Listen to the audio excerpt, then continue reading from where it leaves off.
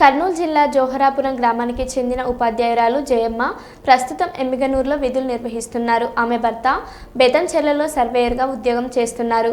అనారోగ్య సమస్యలతో బాధపడుతున్న జయమ్మను కర్నూలు రూరల్ ప్రాంతానికి బదిలీ చేయాలని హైకోర్టు ఇప్పటికే ఆదేశాలు జారీ చేసినప్పటికీ డీఈఓ శ్యాముల్ వాటిని అమలు చేయకపోవడం దారుణమని ఆయన అన్నారు. డిఎస్సి పాస్ అయిన వారికి నియామకాలు చేపట్టేలోపు జయమ్మ బదిలీ జరగాలని ఆయన డిమాండ్ చేశారు. హైకోర్టు ఆదేశాలను అమలు చేయకపోతే మేము మరోసారి కోర్టును ఆశ్రయించి తగిన చర్యలు తీసుకుంటామని పరమేశ్వరయ్య హెచ్చరించారు.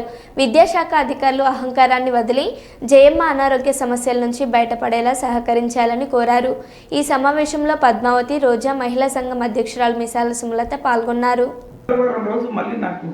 మీరు ఆర్డర్ కాపీ అవన్నీ మళ్ళీ తెచ్చేయండి, అప్పుడు గ్రీవెన్స్లో పెడతాము, డిస్ట్రిక్ట్ కమిటీకి అప్పుడు మేము ఫార్వర్డ్ చేస్తాము అని చెప్తారు. డిస్ట్రిక్ట్ కమిటీ ఎప్పుడు నిర్ణయం తీసుకోవాలి, అంతలోపు డిఎస్సి పోస్టులు ఏమైనా ఆగుతాయా?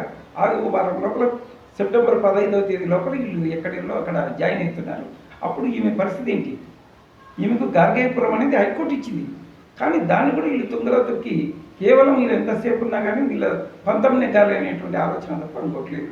కాబట్టి విద్యాశాఖ అధికారుల యొక్క నిర్లక్ష్య వైఖరి ఇంతటితో మానుకోవాలి, నిర్లక్ష్య వైఖరి వీడాలి.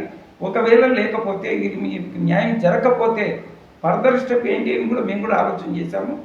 ఇమ్మీడియట్గా విద్యాశాఖ అధికారులు అందరినీ ముద్దాయిలు చేస్తూ కంటెంప్ట్ ఆఫ్ ది కోర్టు కింద వీళ్ళను కంప్లైంట్ చేయడం జరుగుతుంది. వీళ్ళపై అక్కడ హైకోర్టును నిలబడాల్సింది వస్తుంది, అవసరమైతే సస్పెండ్ అవుతారు.